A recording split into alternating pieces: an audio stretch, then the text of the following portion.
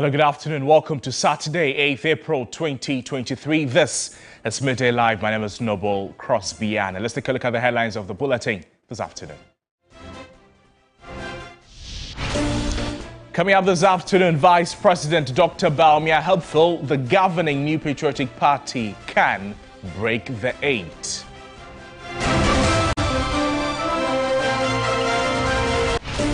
Also in the bulletin, more communities in Ghana continue to experience severe flooding, even with the slightest of rain.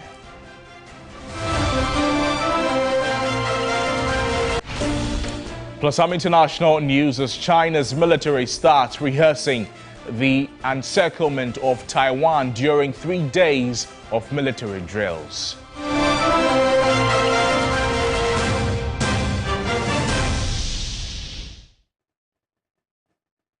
We have details of these stories and more coming to you on this Holy Saturday edition of Midday Live from our news hub studios here at Adisawe Kanda in Accra. Let's start off with some news on politics. As the Vice President Dr. Bawumia says, it is possible for the New Patriotic Party to break the 8. Addressing New Patriotic Party faithful at Impriaso after Unity Walk, he made a case with infrastructure development that government has put in place. Dr. Bawumia jabbed former President John Dramani Mahama for not having transformational ideas to rule the country.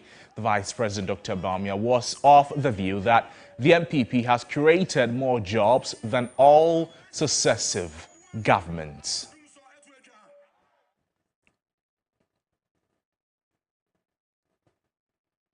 Well, my colleague Yvonne Nikwe is following the Vice President in the Eastern region. She's now joining us for some more updates concerning the walk or the visit by the Vice President. Yvonne, pleasure talking to you on Midday Live. We see a huge crowd following the Vice President. Tell us more about that. Well, it was fairly a successful unity walk for the members of the New Patriotic Party in the Kwewu enclave, i.e. Kwewu East, Kwewu West, Nkoko, and then the other constituencies around the area. Periodically, the NPP do have this exercise, but today it was purposely in honor of the Vice President. We do know that the Vice President do have intentions of contesting the presidential race. Today, he's been touching on 3 things that he thinks that his government has done to enable them break the 8.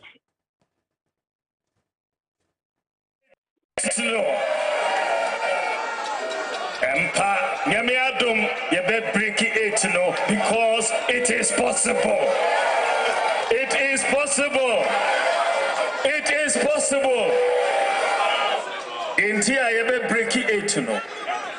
Every Ejuma every 2017 MPP ma obian dadam ya boy Juma pa ya bo ejuma ding ama oman ene uhwe ya infrastructure just to start with acquiring roads. No government in the history of Ghana rose acting MPP government. We should interchanges in the 4th Republic and the history. No government has done more interchanges as in MP. We should bridges the same. No government in the 4th Republic see bridges every MP.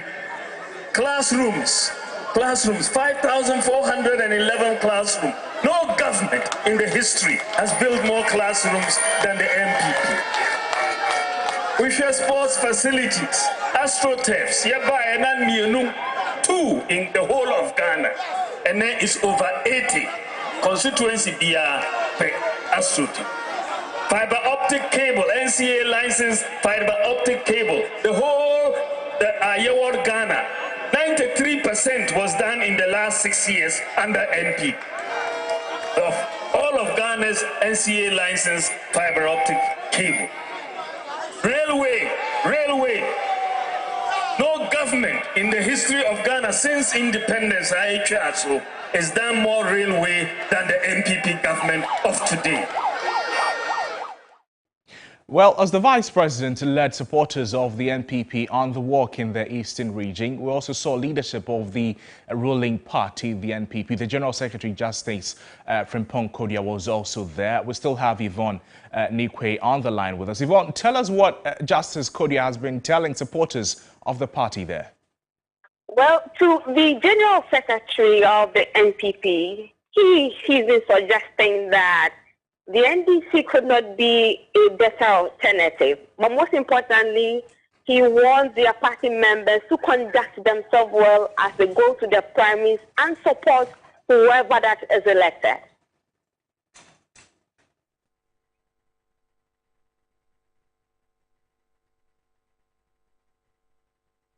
NDC, you saw me call primaries. There's Nipa you know, a dada na.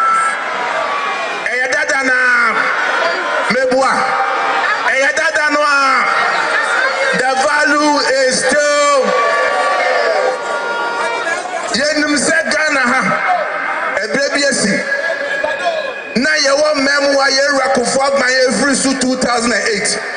Ija or your Maya and this is by your Mahamani and this is for your many nano, except don't do quiet a doom so meboa.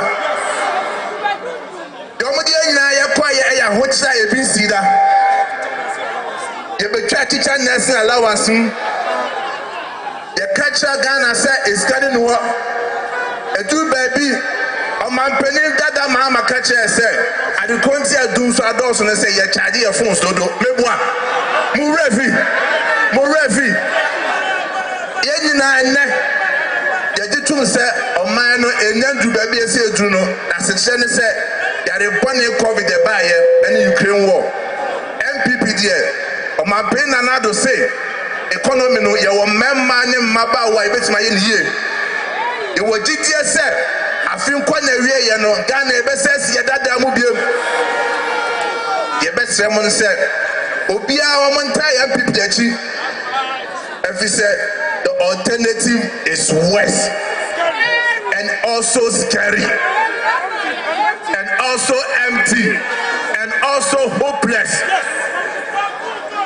Tiesemo, yena yesia hano ye busuya bakope.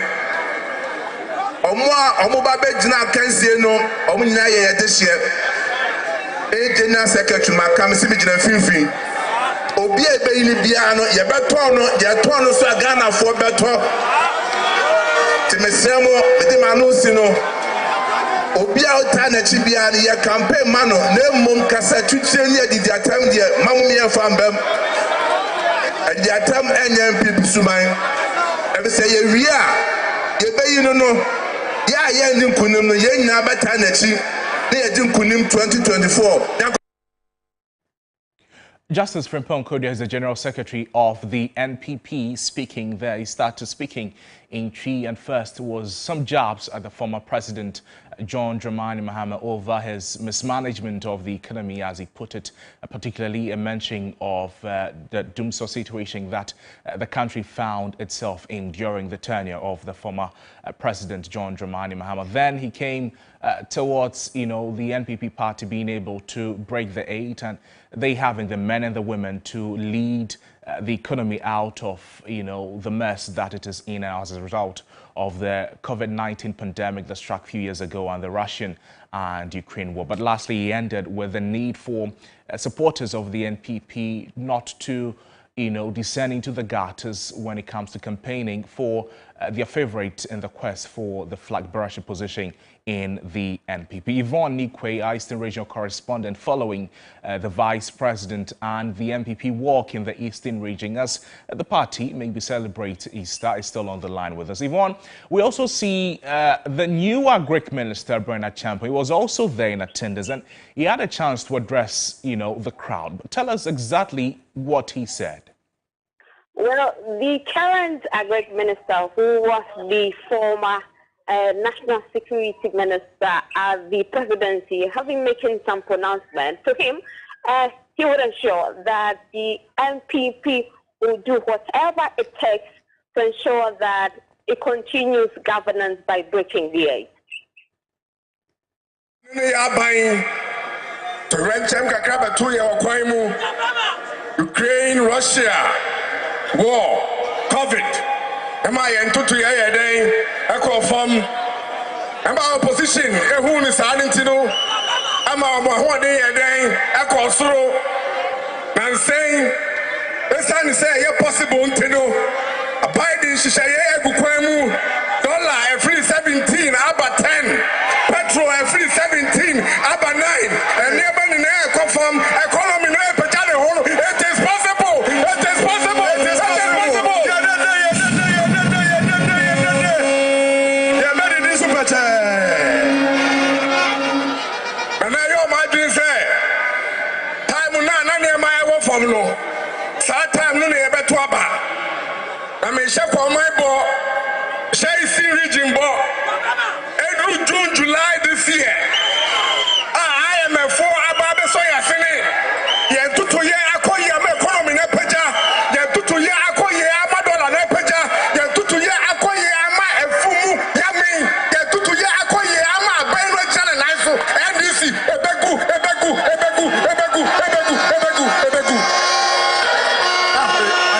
Nasa what do your margin say? What did the Patapa? Any person say about the year 2024 now. The veteran say we have the man. The veteran say we have the man. We have the man. Say about MPP party here about Benwi. See about the platform so near the power. I'm my NDC. Esida.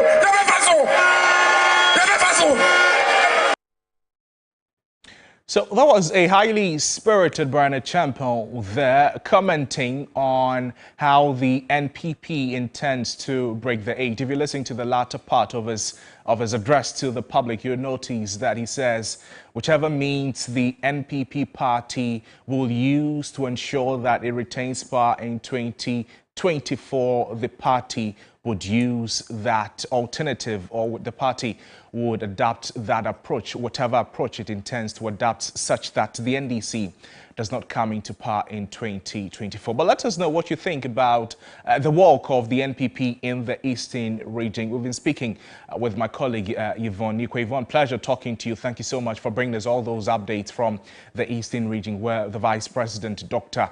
Bawumia, led a charged crowd for a unity walk in the Eastern region. It is possible the Vice President, Dr. Bawumia, is saying was supported by the General Secretary of the party and some other NPP officials there.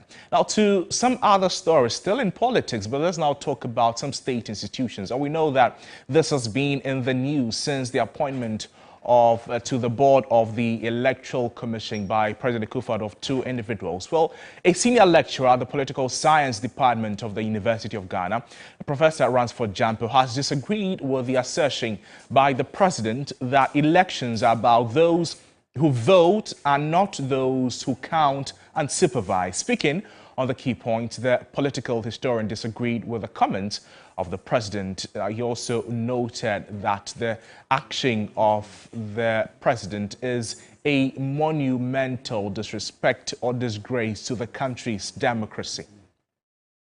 What even worsened the case or the situation was the attempt to offer a certain justification of what he did ahead of time. If you listen to him and just what you just quoted, yes. The president said that election is not about those who count, but it's about those who vote. Mm-hmm. And I said, Mr. President, with the greatest of respect to you, it's what that statement's a fundamental misunderstanding of our total electoral processes. Mm-hmm. Because see, if those who count do not matter, then those who vote will not also matter. Mm-hmm. Because what happens to a vote that is not counted?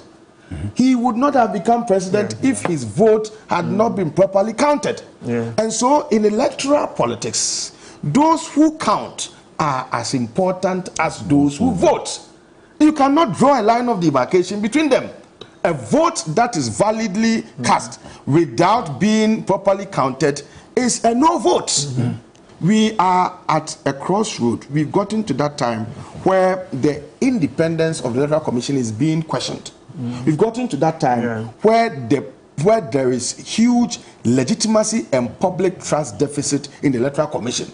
And so I was thinking that the president would have seized the opportunity to appoint a certain caliber of people who have the track record, experience, and competence, who would come to the commission to wield a certain moderating influences on what the commission does. Okay. So that people will say, well, the president is interested in building or rebuilding public trust in the institution. But staffing the place with people who are partisan would always lead to negative perception. You see, when that happens, the Electoral Commission itself will be robbed of its own institutional piece. It needs to work, because even when it means well, people will read all manner of meanings into everything that it does.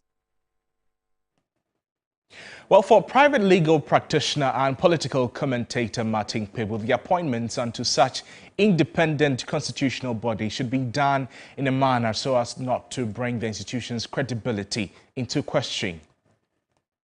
He said that you can't keep your affiliates and surrogates as match commissioners and referees in the game to be played. People are going to play a game, and then the president appoints the match commissioners, the referees, all that, linesmen or assistant. Now you say assistant referees, right? Yes. No, then the game is rigged even before the game starts. Yeah. And when we say conflict of interest, so we are talking about conflict here. Yeah. So Madam Tijani, Salima Ahmed Tijani, her mom is a high commissioner to Nigeria.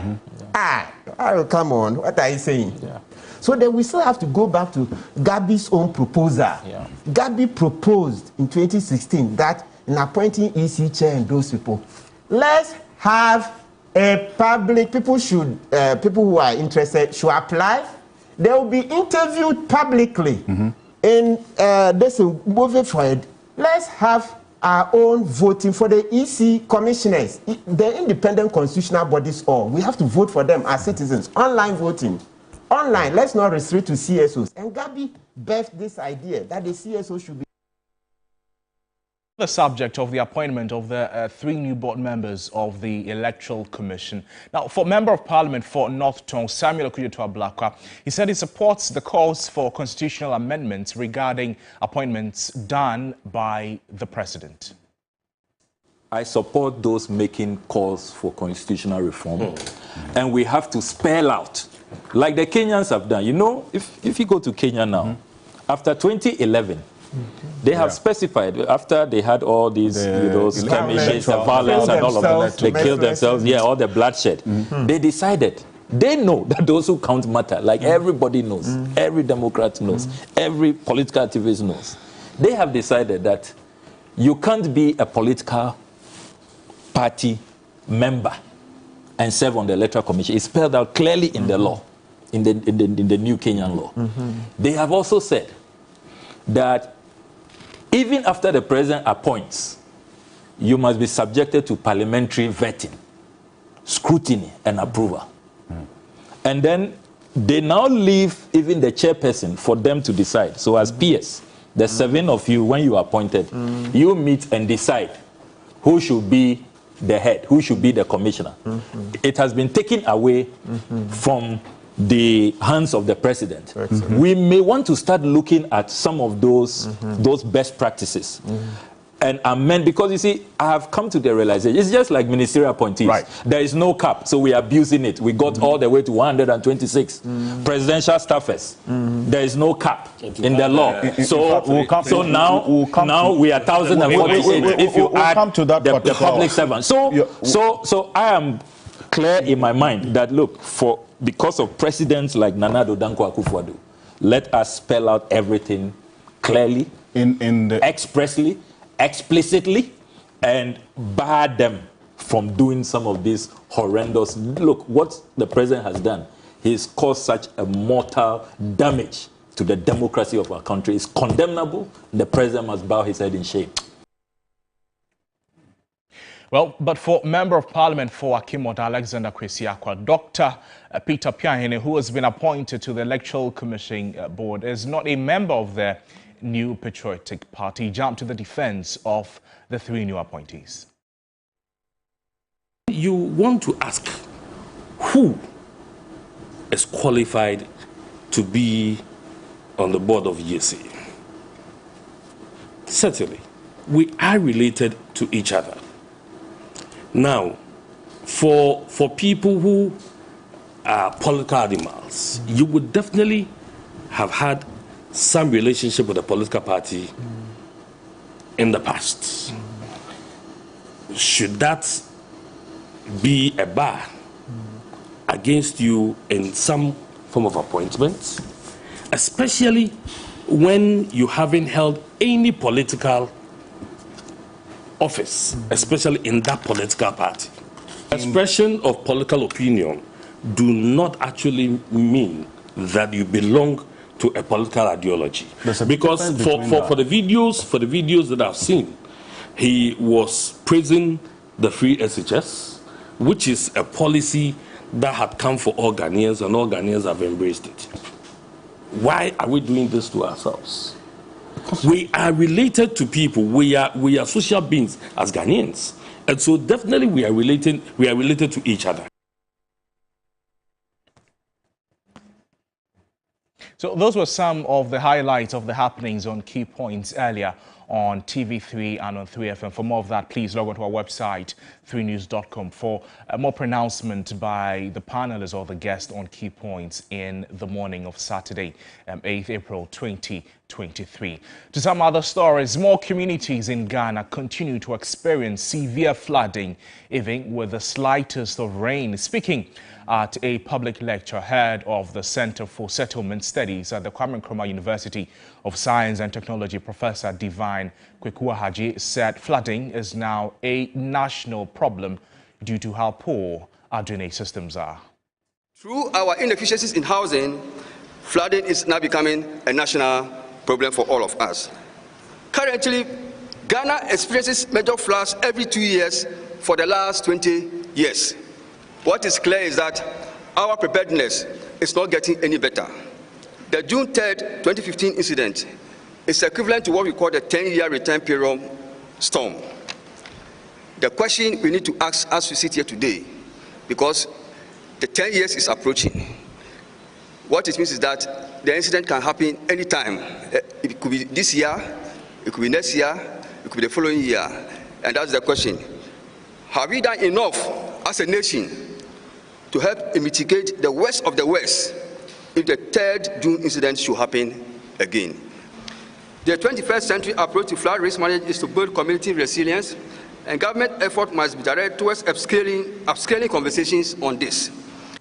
Professor Haji also touched on government's low commitment to improve the housing deficit in the country. The housing supply targets in Ghana is a joke compared to what our peers are delivering on the continent. There is the need for the state to make public what Ghana's housing philosophy is, and also declare the state's position on its housing welfare scheme. And then the right to housing must be considered for inclusion into the constitution.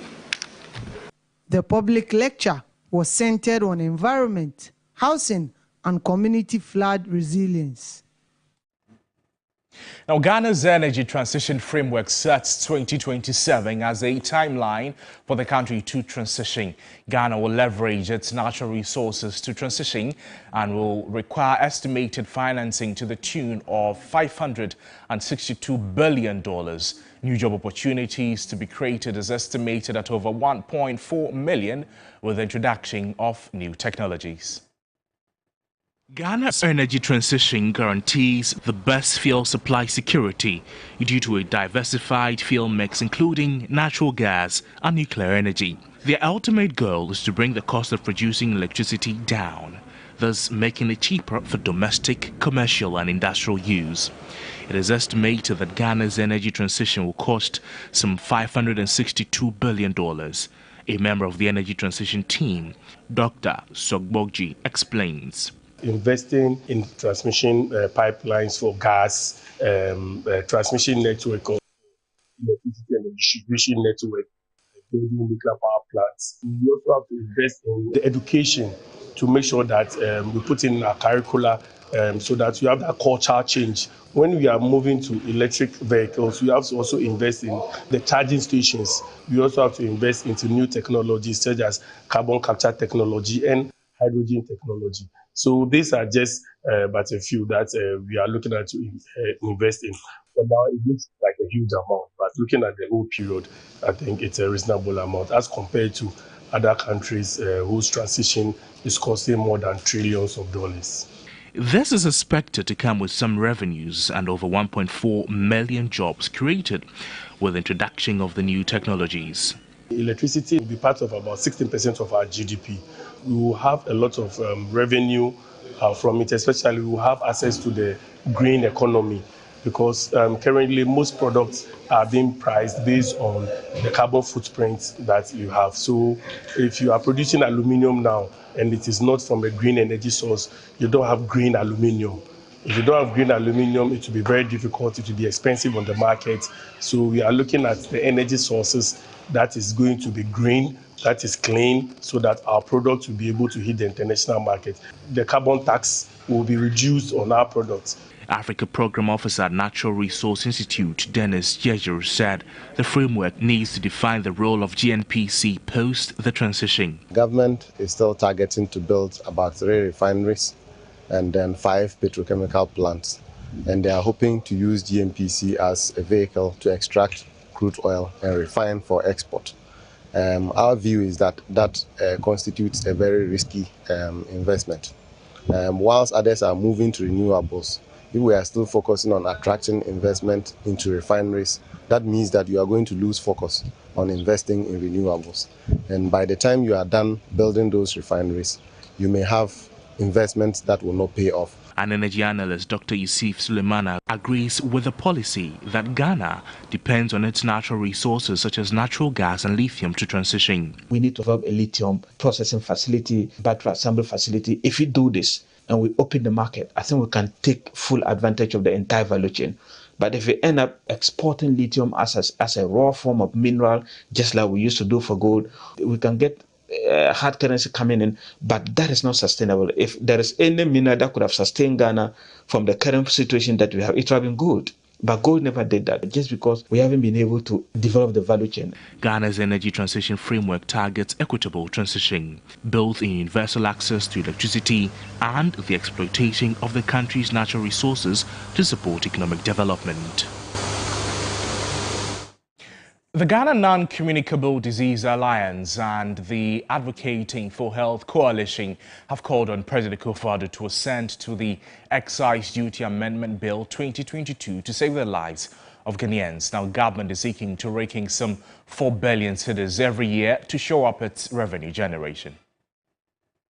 The bill, passed together with 2 other bills by Parliament, seeks to impose 20% tax on sweetened fruit juices and electronic smoking. The Ghana Federation of Labour and the Food and Beverages Association of Ghana have expressed concerns that the new levy would increase the cost of production, which would be transferred to the final consumer. But the national coordinator of the Ghana NCD Alliance, Labram Musa, at a stakeholder meeting said the Food and Beverages Association's argument that it will lead to job cut and reduce revenue generation does not hold. The first, concentration was on the Ministry of Finance. They have done their bit. All eyes were now on our parliamentarians. They've done their bit. Now, the ultimate lies on the president now. So we are calling on the presidency to ensure that as soon as he can, he should assent to the public the bill so that we can have some kind of ease with respect to the untold difficulty that Ghanaians are going to with respect to non-communicable diseases. A coordinator of the Advocating for Health project from the School of Public Health, Annabel Yabuankroma, said from their survey, more than 80% of Ghanaians support the bill. We had 7,800 people participating, and one of the key results is that about 83% of these participants are very concerned about their health. The survey also revealed that 2 out of 3 of the participants are in support of the taxation of the sugar-sweetened beverages. Now, health experts in the Upper West region have cast doubt over Ghana attaining the SDG targets by 2030. According to the Regional Health Director, Dr. Damien, though access to health facilities have improved in the region, the service provision still lacks quality. Dr. Damien was speaking at this year's annual Health Sector Performance Review in WA. Goal 3 of the Sustainable Development Goals is aimed at achieving universal health coverage, including financial risk protection, access to quality essential healthcare services, and access to safe, effective, quality and affordable essential medicines and vaccines for all. It is also to reduce the global maternal mortality ratio to less than 70% per 100,000 live births. However, with barely 7 years to the 2030 target, Ghana appears not to be doing well. In the next few years, the region, and for that matter, Ghana should have achieved its UNC roadmap and the health-related SDG targets. However, with our current pace of progress, it is not likely we will get there. The data from the region suggests that access to health services is not a major problem, but the quality of the services. Other challenges confronting the health sector in the region is non-payment of utility bills. Huge utility bills, and I'm talking about electricity and water, in the absence of dedicated funding, is affecting smooth operations of the service at all levels. A lot more needs to be done to reach the target of our universal health coverage roadmap. These notwithstanding, the Upper West region has recorded some achievements. The region has attained over 57% reduction in maternal mortalities, dropping from 28 cases in 2021 to 16 cases in 2022. Stillbirth rate experienced a drop from 11.1 per thousand births in 2021 to 10.7 thousand births in the year under review. Also, the institutional all-cause mortality rate declined from 19.2% to 16.4%, which implies that less number of deaths occurred in our hospitals in 2022 compared to 2021. Dr. Damien appealed to government to increase its support towards healthcare in the region. The focus should be on access to quality health services. The Upper West Regional Minister, Dr. Hafiz bin Sali, in response, pledged government's commitment to improve the sector. We are also working with the Ministry of Health to deal with the staffing situation at the chief's level, as it is considered one of the critical milestones in the chief's implementation process. You're watching Midday Live on TV3. My name is Noble Crosby-Anna. We still have more news for you after the break. Stay with us.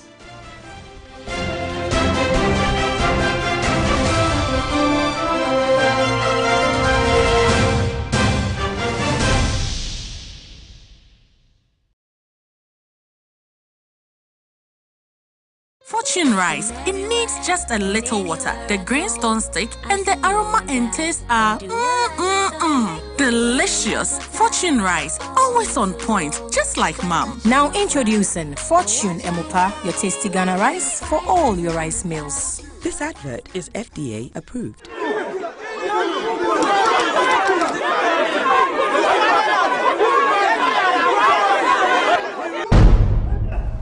Abrantie mi hu fum so bia won ho ai si ku za abrantie we o ka kire nkrofo ni se me mo bia nto home of line e wo so bia keke na o sa kwa so ajenkwa ohene sesai kan ni important ni na o di nchesha dada manfo ase o ma di poto mewi na me si yan ka ha kwa ko ke ho se na wa se o iti wa himie wa himfa asasi anyone did do anyina ya mini meja dia na mo ha se me mo nipa hunu ne ye na ye papa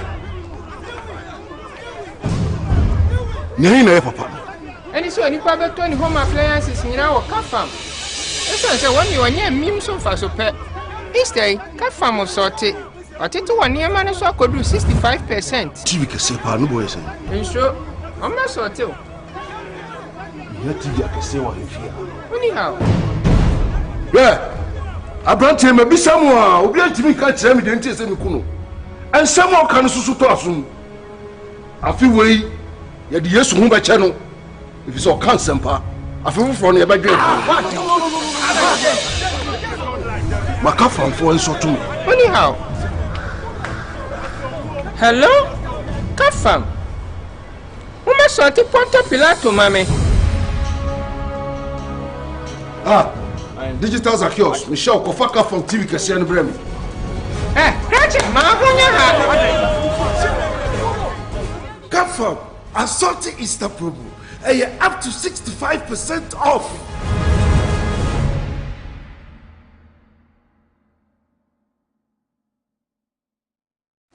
When it comes to the world of sports, what does complete mean to you?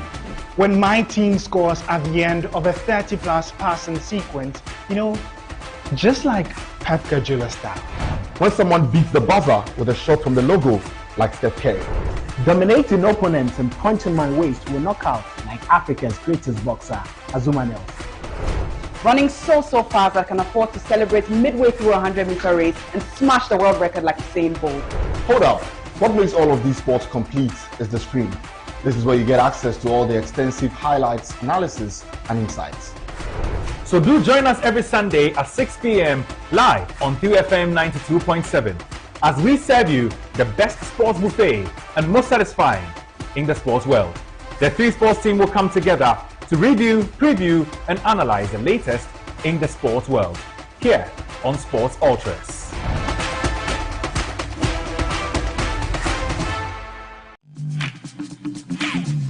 No matter where, the Capitals always tuned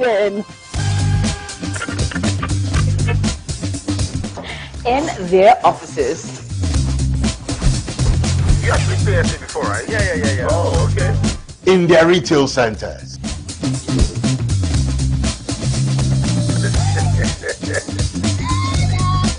Even in their busy marketplaces. Oh, should that song like what?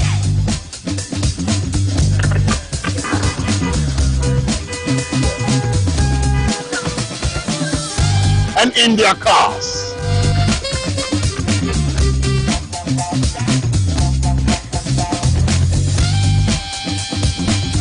Even in their homes and in their rooms, they listen.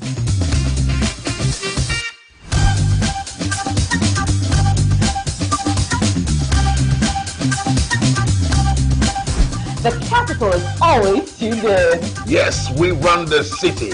Hill 3 FM 92.7. Your Urban Lifestyle Radio. Join Giovanni and AJ Sapon on 3FM Drive 92.7 Monday to Friday from 2 p.m. to 7 p.m. We run the city on 3FM 92.7. Your Urban Lifestyle Radio.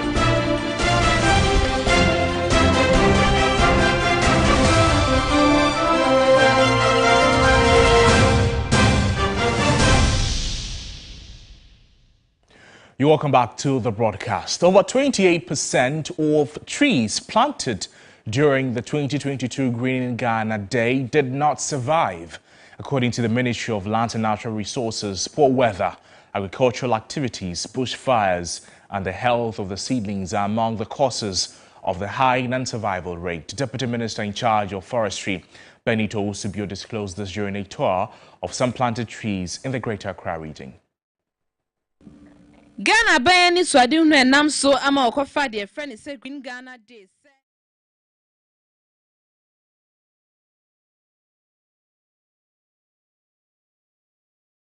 We apologize for that. Let's bring you some other stories. And the state's inability to keep up with the allowance payments and other issues have left the future of the youth in the afforestation program in limbo. Chief Executive Officer of the Forestry Commission, Jonalote, says the concept as a whole is being re-examined to determine whether it should continue or not.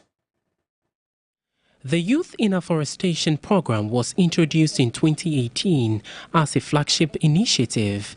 Its aim was to restore degraded forest cover through reforestation, rehabilitation and protection.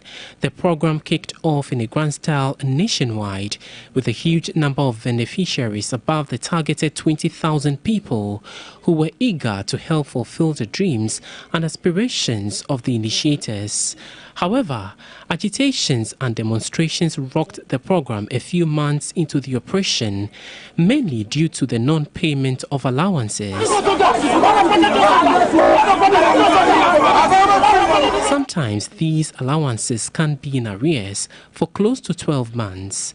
Speaking on the sideline of the school's debate as part of the 2023 World Forest Day, the Chief Executive Officer of the Forestry Commission, John Alute, said the future of the program is in the balance. We have issues to do with keeping pace with the payment of their allowances, which we have communicated that sufficiently to the Ministry of Finance. The whole initiative is being looked at to make sure if it is going to continue, then it is supposed to have a clear line of funding to the impact, whether we are meeting the objectives of the program, and then the numbers that we have, whether we need all that number. John Alute also touched on the delayed allowance syndrome. Payments have been made from time to time in the arrears. This year, there have been 3 months payments to them.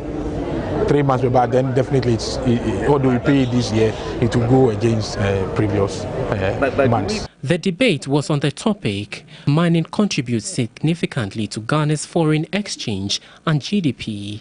Some of the ore deposits are found in the forest reserves.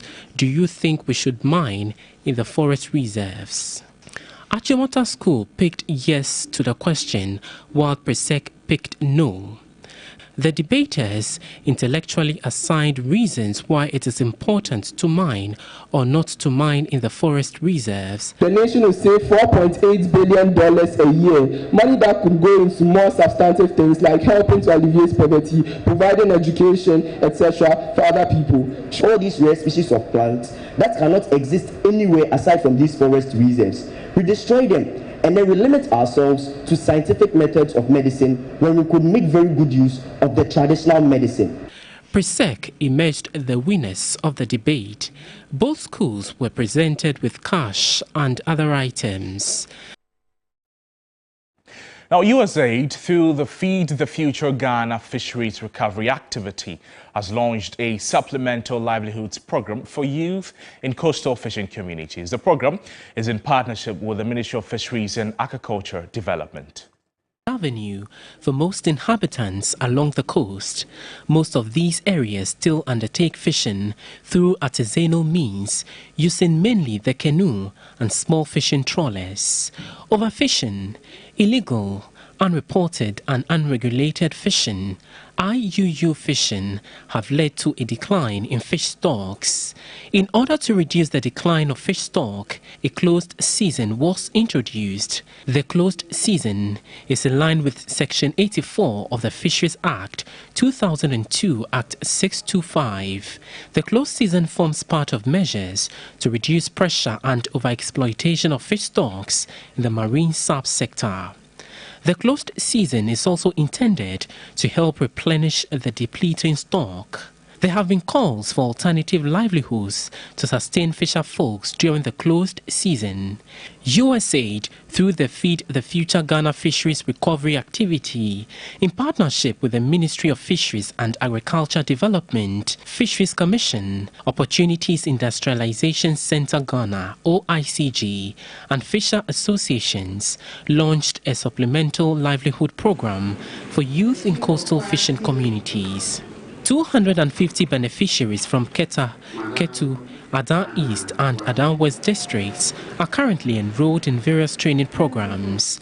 The program is to raise awareness among fisher folks, particularly the younger generation, on the need to pursue supplementary livelihoods to complement income from fishing. The aim of the Supplemental Livelihood Program is to reduce the overdependence on coastal communities on the already burdened fisheries resources by equipping youth with the needed new skills and trades. Technical advisor to the Minister of Fisheries and Agriculture Development is confident the initiative will improve livelihoods. We are facing fishing overcapacity, which means that we have too many vessels chasing few fish.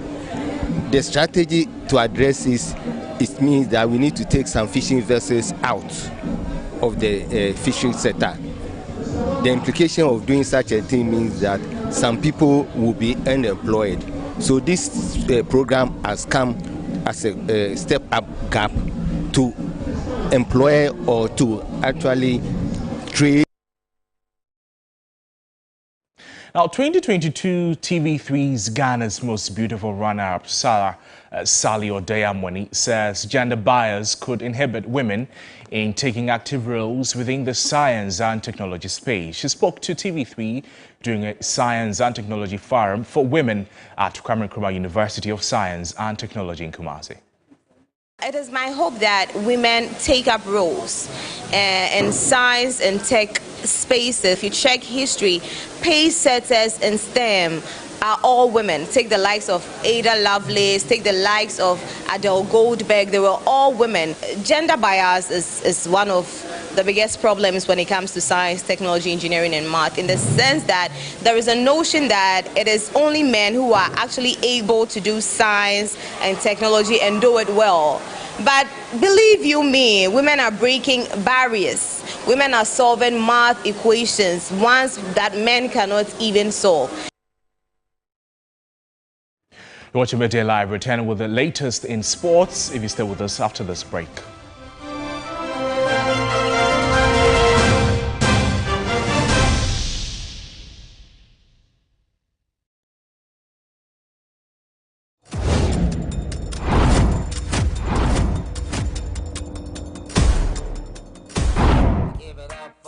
I recount how one of such unfortunate occasions, when I had my little baby and I was a resident in Kolebu, one of my consultants did not understand why I had to take a break to go and feed my baby, and asked why I decided to do a male-dominated program like obstetrics and gynecology. You can learn the skills, but the most important for me is that there must be that personal motivation, innate characteristics of interest. Watch the inspiring stories, great achievements and challenges of outstanding women in Ghana. Ghana Women Awards Diaries shows Saturdays at 4:30 p.m. on TV3. The Ghana Women Awards is brought to you by Techno, Stop at Nothing, Tasty Tom, and supported by... We are on a mission promoting access to quality health and education through the power of our media space. Since 2014, we have made great impact. TV3 mission now drives Ghana's quest to break barriers and provide access to inclusive and quality girls' education, together with women's maternal health services. Our mission to address the needs of the socially excluded has won the admiration of many. Indeed, TV3 Mission gets you the results. Mission is live on TV3 News 360 every Saturday and Sunday. Supported by Star Ghana Foundation, with thanks to Foreign Commonwealth and Development Office.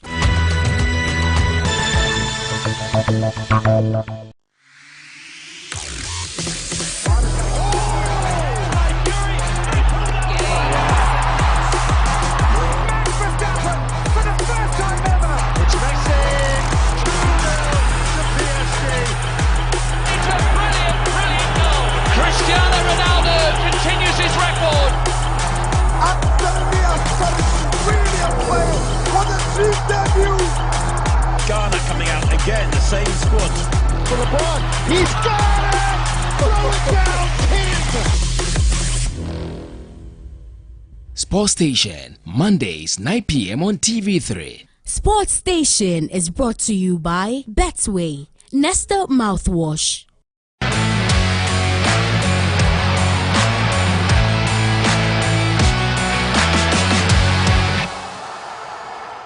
Welcome back to the broadcast. Sports News is up next. Here for Silabi is here. Yeah, do your thing. Thank you so much, Noble. Let's head into sports now. And a former Chief Executive Officer of the Accra Metropolitan Assembly, Mohammed Nia J. Soa, has voiced his disappointment over the inability of Ghanaian boxers to win world titles. Nia J. Soa noted that providing enough assistance for the growth of Ghana boxing is key to reverse the trend.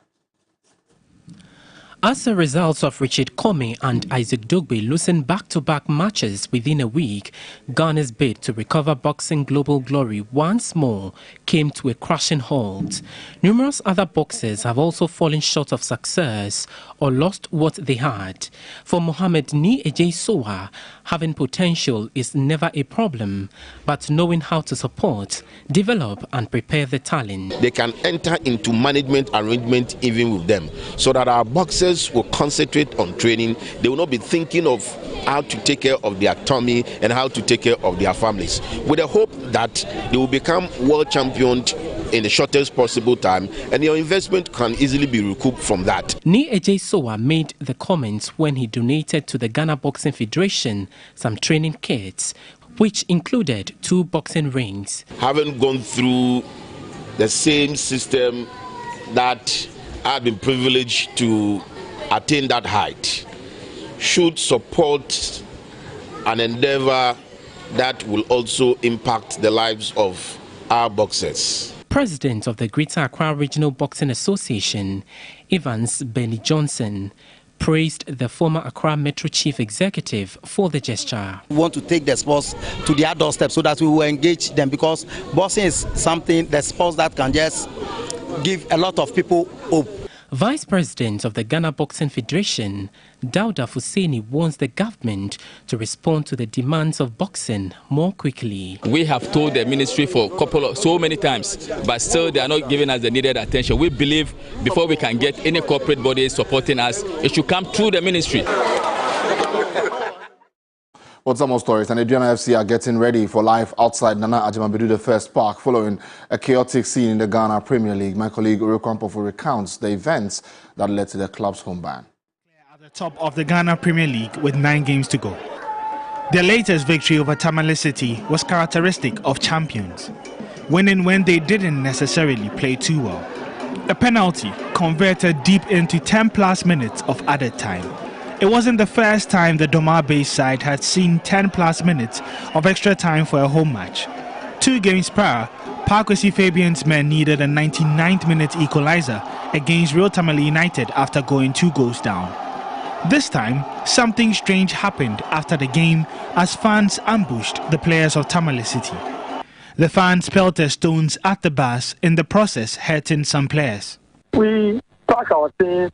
It took us about almost 40 minutes to leave the vicinity, the stadium. Okay. On our way out, we were attacked by supporters. We were pressing stones at us. Doing that, one of our players being hit on his eye, on his left eye. So we are rushing him to the hospital.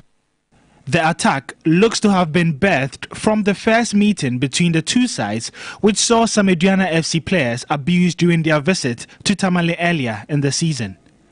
Aduana played against Tamale City in November before the World Cup, and they went ahead through Bright AJ, and then Tamale City equalized, and then they went ahead with a penalty to win. After the game, there was a scuffle between Isaac Mensah and Kwame Adom-Frimpong and some of our players. So Aduana going out of the stadium actually even struggled. And some of them ended up in the hospital for treatment before they came together. So the report they came to give was that they had been given a raw deal in Tamale, and as a result, they lost the game. So people had harnessed some anger that they decided to harvest it over the weekend. The Executive Council of the Ghana Football Association has ordered a temporary ban on Aduana FC from using the Nana Agyemang Badu First Park as its home venue with immediate effect. As a result, the club is in talks to use the Kwame Chase Sports Complex as a temporary home ground. With less than a third of the season to go, the Doma-based club is top of the table with a 3-point lead and looks like this could be their year. If the Oja boys are to win their first league title in 6 years, they will have to do it the hard way, as they are currently serving a temporary ban from their home ground. The good news is that Aduana FC has the best away record in the division this season. Well, that's all the sports news. My name is Yao. Ufusula Entertainment News is up next.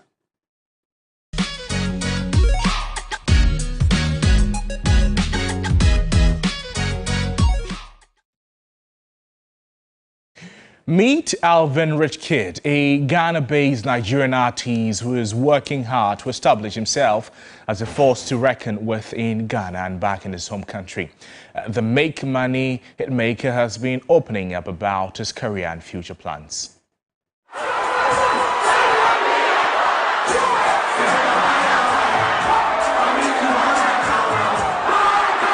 It is obvious the Nigerian music market is blessed with phenomenal talents who've made huge impact with their music. But beyond the big hit makers, other young talents have shown great promise, hoping to work their way to the top. Versatile Ghana-based Nigerian singer and songwriter Alvin Rich Kid is one of them. For me, going into music first, it was just for fun. I used to record on YouTube around 2012, 2013, 14. I used to beat different beats, but I started going to studios from 2015. Born in Delta State, the KKN label boss announced his presence back in 2019 with a single, Make Money. Spending money, spending money, spending money, spending money, spending money, long, long. Make my money, yeah. Hey, I gotta make some money, yeah. Make my foreign, yeah. The tune is meant to instantly put fans in the mood to hustle and earn money. Make Money is still one of my favorite songs because the message itself is there. Before Make Money and even after Make Money, Rich Kid is a hustler. Every day when we wake up, it's just all about the hustle. But I find that like without music, I wouldn't have a focus. Since I came into Ghana in 2012, I've been doing songs, but just that people didn't know. Alvin Rich Kid also boasts of songs like 247, Trapping, Big Tall Girls, and is poised to work harder to become a household name in Ghana and back in Nigeria. We are pushing as much as possible. I have plenty record with Master Gazi, plenty record with Boy J, plenty record with IB. The records are there already. We just have to release them accordingly. Apart from being ready for the business, I believe I was born to do this, so I have grace and everything on my side, and at the end of the day, if I give it everything I got 100%, I will see where it will get to. He looks forward to working with some top Ghanaian talents in the future. The self-motivated talent opened up about his future plans. I would also like to develop my label later and be able to give assistance to other artists, you understand, that need help, either signing or through videos or through some kind of, I would like to do something like that. And I would also like to go into business as well. I would like to go into clothing, clubbing, you understand, clubs, owning those kind of things. But I can't start with that. I have to start with the song. That's why we are working on the song and we are pushing as much as possible. Alvin Rich Kid is definitely on a mission to achieve greatness and register his name as a force to reckon with musically. Spending money, long, long time. Everybody stripping on me, long, long time. Spending the That's the latest in entertainment. Let's bring you some international news now. As China's military has begun rehearsing the encirclement of Taiwan during 3 days of military drills, Beijing, which views Taiwan as a breakaway province of China, called the operation a stern warning to the island's government. The exercises began hours after President Tsai Ing-wen returned from a trip to the United States. The Taiwanese Defense Ministry said 42 Chinese military planes and 8 ships crossed the Taiwan Strait median line.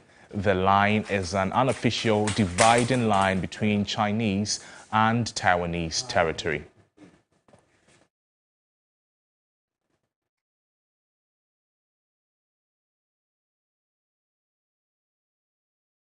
Well, that's our package this afternoon. There's more news on our website, 3news.com, if you log on. My name is Noble Crosby, and on behalf of the entire production team, thank you so much for watching Media Live with us. Have a good day.